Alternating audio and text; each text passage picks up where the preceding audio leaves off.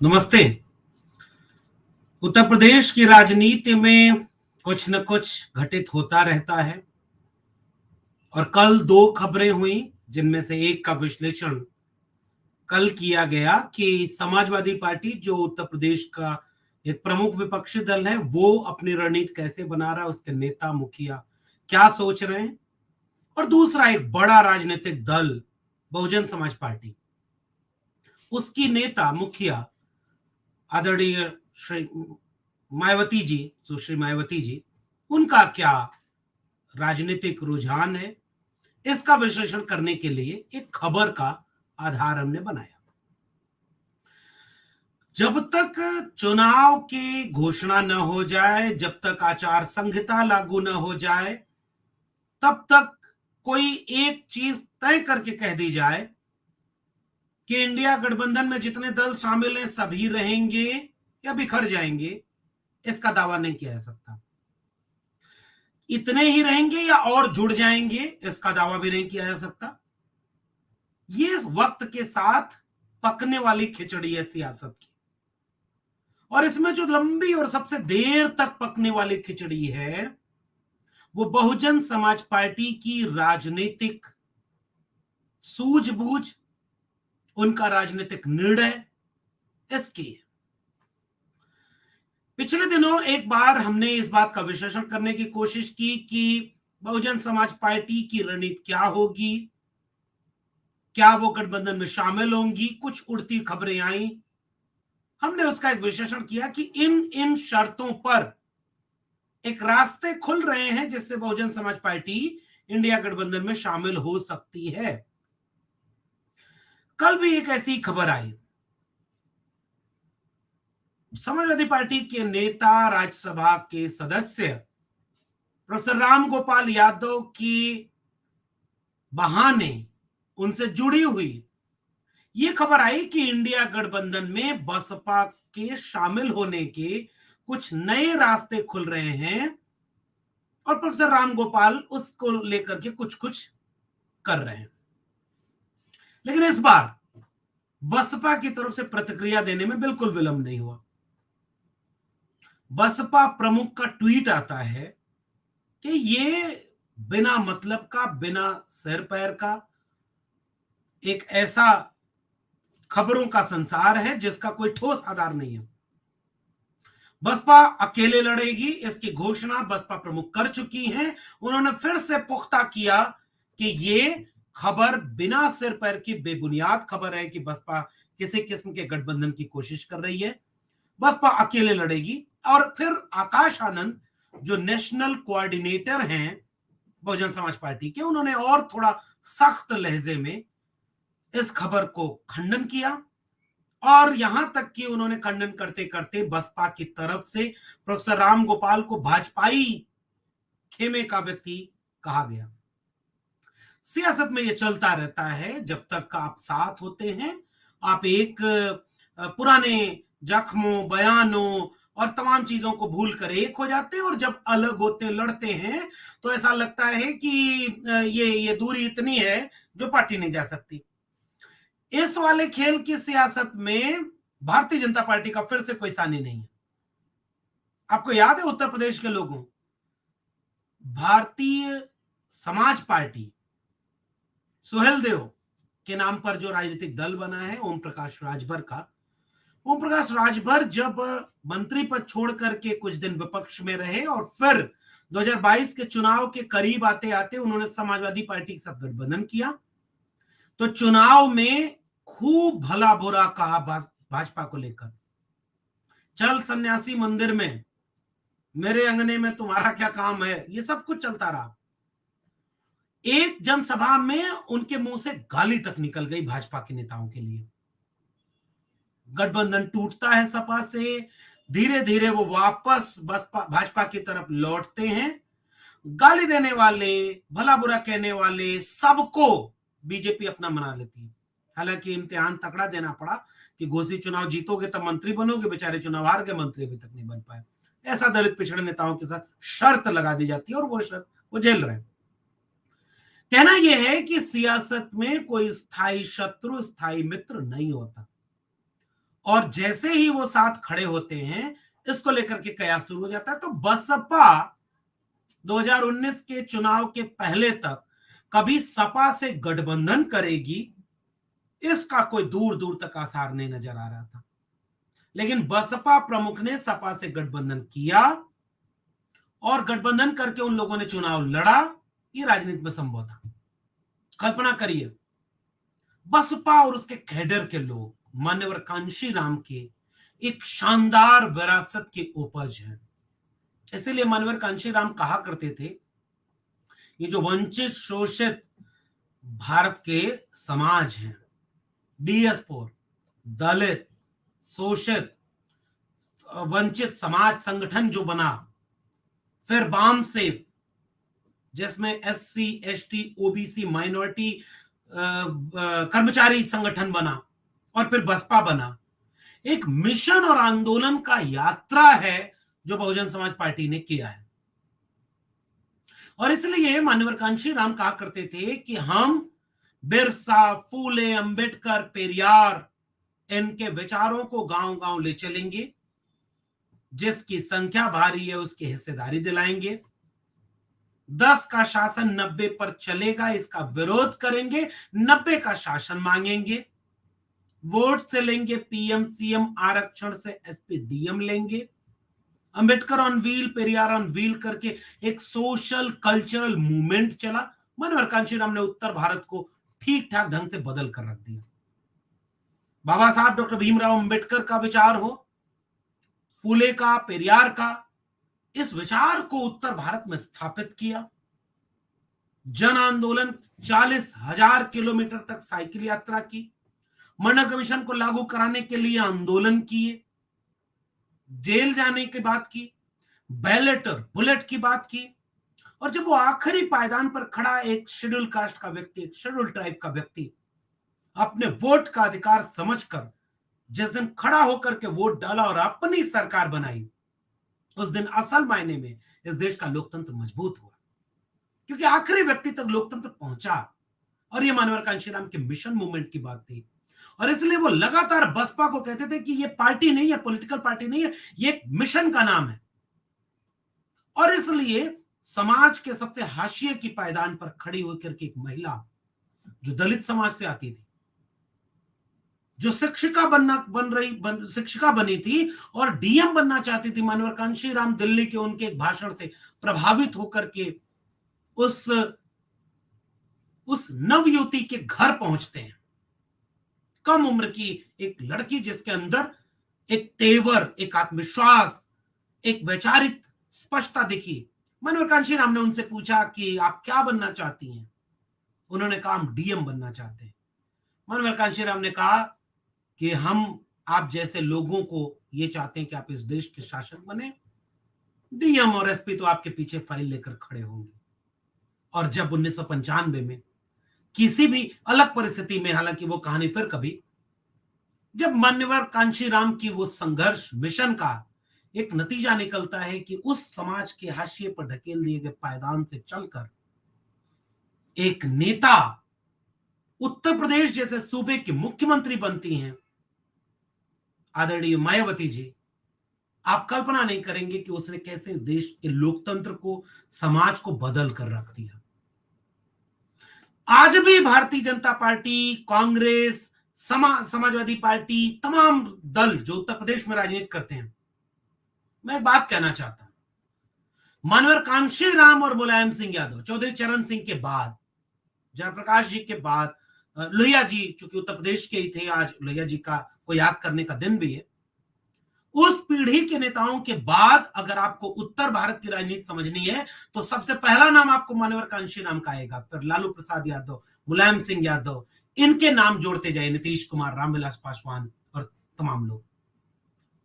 आज भी तमाम पॉलिटिकल पार्टियां अपनी जड़ तलाश रही है, लेकिन सपा और बसपा एक पिलर की तरह इसलिए खड़ी हैं क्योंकि एक तरफ मानवर कांशीराम और एक तरफ मुलायम सिंह यादव, समाजवाद की लड़ाई दोनों खड़ी होकर के उस उत्तर प्रदेश की राजनीति को बदल कर रख देती है और सामाजिक न्याय की एक जमीन तैयार होती है। 4 बार मुख्यमंत्री बनती हैं मायावती जी। और 2012 में जब वो आखिरी चुनाव जिसमें बसपा, जिसके बाद गिरना लगता है ग्राफ, बसपा के तमाम नेता बसपा छोड़ने लगते हैं। 2017 में जाकर के जब विधानसभा चुनाव होता है, 19 सीटों पर सिमट जाती है बहुजन समाज पार्टी, जो 2014 के चुनाव में 12 के चुनाव में 38 सीटें, 2017 के चुनाव में 19 सीटें, 2014 के चुनाव में 0 सांसद, 2019 के चुनाव में जब सपा और बसपा गठबंधन होता है तो 10 सांसद। सपा के 5 ही सांसद 2014 में भी जीते और 5 ही 2019 में भी। धीरे धीरे बसपा का एक राजनीतिक रूप से कमजोर होना शुरू होता है। 2022 के चुनाव में फिर से सब पार्टियां अलग अलग लड़ती हैं। बीजेपी फिर से दूसरी बार मेजॉरिटी में आती है, सपा प्रमुख विपक्षी दल बनता है, उसे 36% उसके अलायंस को सीट मिलती है, वोट मिलता है और तकरीबन 125 सीटें मिलती हैं। और बसपा के विधायक शून्य हो जाते हैं, क्योंकि एक विधायक जो बसपा की तरफ से जीते, उमाशंकर सिंह, साफ तौर पर उनके इलाके के लोग कहते हैं कि वो अपने बदौलत जीते। एक राजनीतिक दल का इस तरह से नीचे जाना, जो भी उत्तर प्रदेश की राजनीति को करीब से समझता है, जिसे पता है मान्यवर कांशीराम होने का मतलब क्या है, जिसे पता है कि मायावती जी की मुख्यमंत्री की कुर्सी तक पहुंचने और एक अच्छा शासन देने का सफर कितना मुश्किल रहा होगा, क्या कुछ नहीं सहना पड़ा होगा, कितना लड़ना पड़ा होगा, अपनों से लेकर परायों तक के संघर्ष करने पड़े होंगे। और 1993 के मिले मुलायम कांशीराम, हुआ में हो गए जय श्री राम, इस पूरे संघर्ष के बाद जब 95 में गठबंधन टूटता है, गेस्ट हाउस कांड होता है, एक खाई सी बन गई सपा और बसपा में। इसलिए कई बार आप ये पाएंगे कि सपा बसपा के कामों के खिलाफ, बसपा सपा के कामों के खिलाफ, दोनों के कार्यकर्ताओं में दूरी, दोनों के नेताओं में दूरी, दोनों की तरफ से कड़े शब्द, और समाजवादी पार्टी की तरफ से प्रमोशन रिजर्वेशन बिल का विरोध करना, कुछ जिलों के नाम बदलना, गेस्ट हाउस कांड। आज भी दलित समाज के भीतर एक टीस इसकी रहती है कि ये कुछ गलतियां हुई हैं, और बहुजन समाज के पूरे मूवमेंट में वो चीज दिखती है। लेकिन 2019 में जब अखिलेश यादव और की पहल पर, आदरणीय मायावती जी के समर्थन पर एक अलायंस बना, तो ऐसा लगा कि दोनों दूरियां मिटी हैं। और उसके बाद अलायंस टूटा, बसपा की तरफ से टूटा। आज भी आप पाएंगे कि आप मायावती जी के खिलाफ समाजवादी पार्टी का कोई बड़ा नेता कभी भी नहीं बोलेगा, और अगर बोलेगा तो उसका नुकसान है, जो एक बड़ी लीडर है। लेकिन आज का इम्तिहान, आज की पड़ताल ये है कि जब सारे पॉलिटिकल पार्टियां एक अलायंस बना रही हैं, उस अलायंस बनाने का मकसद उनका यह है कि भाई तुम अलग लड़ोगे, तुम अलग लड़ोगे, तुम अलग लड़ोगे, तो आज ऐसी पॉलिटिकल पार्टी से हमारी लड़ाई है जो आपकी पार्टी को खत्म कर देगी, जो चुनी हुई सरकार को गिरा सकती है, आपके सांसद विधायक खरीद सकती है, आप नहीं झुकेंगे तो ईडी सीबीआई डाल करके आपको जेल में बंद कर देगी, आपके ऊपर मुकदमे लगा देगी, आपके संसद सदस्यता रद्द कर देगी। सारे पॉलिटिकल पार्टियों के पास समझ में आया, भाई बचेंगे तो आपस में लड़ लेंगे, देश बचाना है, संविधान बचाना है, क्योंकि इस पार्टी के लोग कहते हैं कि संविधान खतरे में। ऐसे वक्त में जब भी मैं बसपा पर विश्लेषण करना चाहता हूं, एक जोखिम उठाता हूं। मैं जानता हूं कि बसपा के समर्थक इस बात से नाराज होते हैं, चलो भाई तुम सपा का आलोचना करो, बहुत आलोचना कर सकते हैं आप, चलो भाई ये सपाई है, ये है वो, इसका सवाल इस बात का नहीं है। मेरे एक बात का जवाब दीजिए, बसपा की एकमात्र, बसपा पॉलिटिकल पार्टी है इस देश में, एकमात्र पॉलिटिकल पार्टी बसपा है जिसके राजनीतिक रैलियों में भी भारत के संविधान की प्रतियां बिकती हैं और लोग कलेजे से लगाकर उसे अपने घर में रखते हैं, और संविधान ने इस देश और दुनिया में बाकी लोगों को कुछ भी दिया हो, बसपा का अपना एक कैडर वोट है। समाजवादी और अंबेडकरवादी लोग हैं जो संविधान को दिल से जीते हैं। और ऐसे वक्त में जब संविधान को बदलने का खतरा आपके मुहाने पर है, जब आपको पॉलिटिकल पार्टी, सामाजिक लोकतंत्र, सामाजिक रूप से वर्चस्व तय कर देना, और देवरिया जैसा कांड आपके सामने हो चुका है, साफ दिख रहा है कि हिंदू एकता एक तरफ, अगर ब्राह्मण और यादव टकरा जाएंगे तो ब्राह्मण के पक्ष में हिंदू एकता को जुड़ जाएगी। कल्पना करिए दलित के पक्ष में कौन खड़ा है। फिर वो जो मिशन और मूवमेंट था मान्यवर कांशीराम का, क्या आज उसे फिर से अपना मूल्यांकन करने की जरूरत नहीं है? और इसलिए इस बात के कयास लगाए जा सकते हैं कि बीजेपी के दबाव है क्या कांग्रेस, बहुजन समाज पार्टी के ऊपर? बड़े बड़े नेता जेल जा रहे हैं, ऐसे वक्त में आप ये कह सकते हैं कि जेल जाने के डर से मायावती जी गठबंधन नहीं करें, एक विश्लेषण ये है। मेरा मानना ऐसा नहीं है। मुझे लगता है कि मायावती जी का राजनीति करने का अपना एक तरीका है, अपना एक पैटर्न है। मुझे अभी भी ऐसा लगता है कि चुनाव करीब आते आते, आचार संहिता लगने के आसपास ये गठबंधन के रास्ते गुंजाइश खुली हुई है।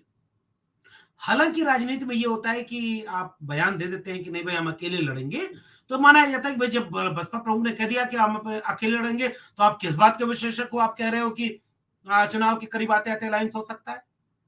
हम इसलिए ये कयास लगा रहे हैं क्योंकि जो पार्टी मिशन की पार्टी हो, जो पार्टी संविधान को दिल से लगाकर जीती हो, जो पार्टी सामाजिक न्याय की बात करती हो, जो पार्टी अम्बेडकर फूले पेरियार की बात करती है, जो पार्टी एक आंदोलन की परिणति है, अंततः वो पार्टी संविधान को बदलने वालों के खिलाफ खड़ी होगी, क्योंकि उसका कैडर संविधान के बदलने वालों के खिलाफ आज भी खड़ा है।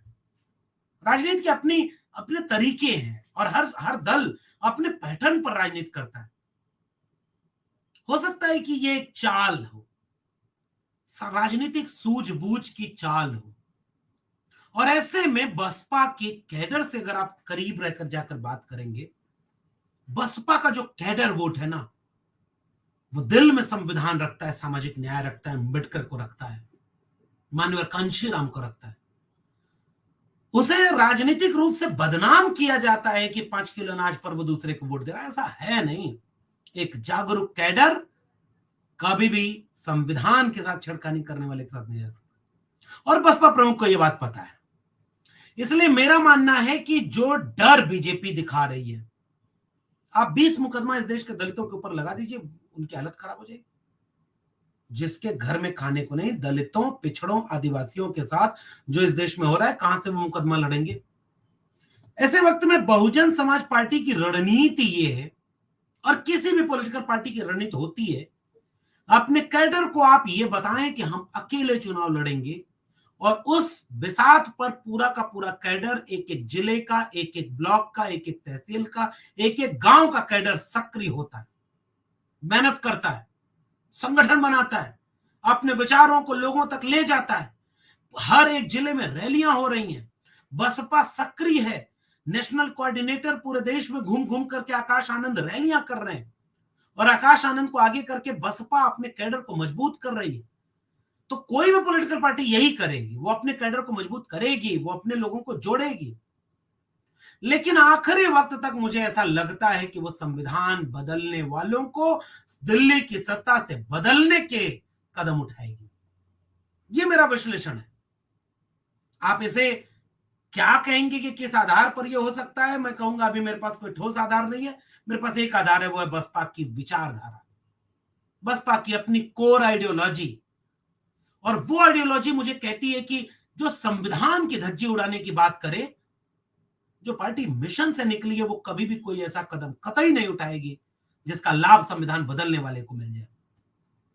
दो ही राज्य पूरे देश में ऐसे हैं जहां बीजेपी आज भी भारी है, एक गुजरात और दूसरा उत्तर प्रदेश।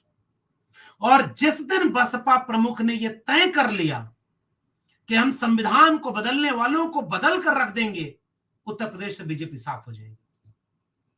वो रणनीति क्या होगी बसपा की, कितनी सीटों पर समझौता होगा, नहीं होगा, कैसे होगा, ये वक्त बताएगा।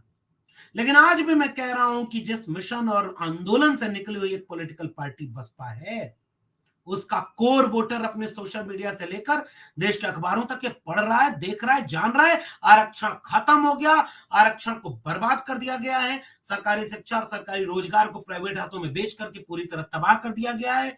जहां 2 जगह आरक्षण था वो तो खत्म हो गया, लेटरल एंट्री में कोई दलित पिछड़ा नहीं, और ऊपर से हाथरस कभी हो रहा है, कभी इंद्र मेघवाल हो रहा है, कभी घोड़ी से उतार कर मारा जा रहा है, कभी मूछ रखने पर मारा जा रहा है। क्या आपको लगता है कि बसपा के कैडर इतने कमजोर हैं कि वो इन चीजों को भूल जाएंगे? और बसपा के कैडर अपने बीच से चंद्रशेखर आजाद जैसा एक नेता भी तो खड़ा कर रहे हैं। उसकी रैलियों में देखिए जाकर के क्या हुजूम उमड़ता है। इसलिए उत्तर प्रदेश की सियासत पर अभी आपको नजर रखनी होगी। मायावती जी एक बड़ी नेता हैं, शायद वो अपने पत्ते आखिर में खोलेंगी। और निश्चित रूप से ये मेरा मेरा विश्लेषण ये कहता है कि ईडी हो, सीबीआई हो, जेल जाना हो, पार्टी तोड़ देना हो, खत्म कर देना हो, इन सब से परे हट करके संविधान को बदलने की शर्त जो रख दी है इस देश के दक्षिणपंथी नेताओं ने, उसके सामने बसपा प्रमुख कभी भी उनका साथ किसी भी प्रत्यक्ष अप्रत्यक्ष प्रकारांतर से किसी भी तरह से कभी नहीं चाहेंगे कि संविधान को बदलने वालों को साथ मिल जाए, मदद मिल जाए। और जिस दिन ये तय हो गया बीजेपी को उत्तर प्रदेश में अम्बेडकरवाद और समाजवाद मिल गया, तो कल्पना करिए सांप्रदायिकता शून्य हो जाएगी। आपका मानना इस पर क्या है, नीचे कमेंट बॉक्स में बताइएगा। फिर मिलते हैं किसी और विशेषज्ञ के साथ, तब तक के लिए बहुत बहुत धन्यवाद।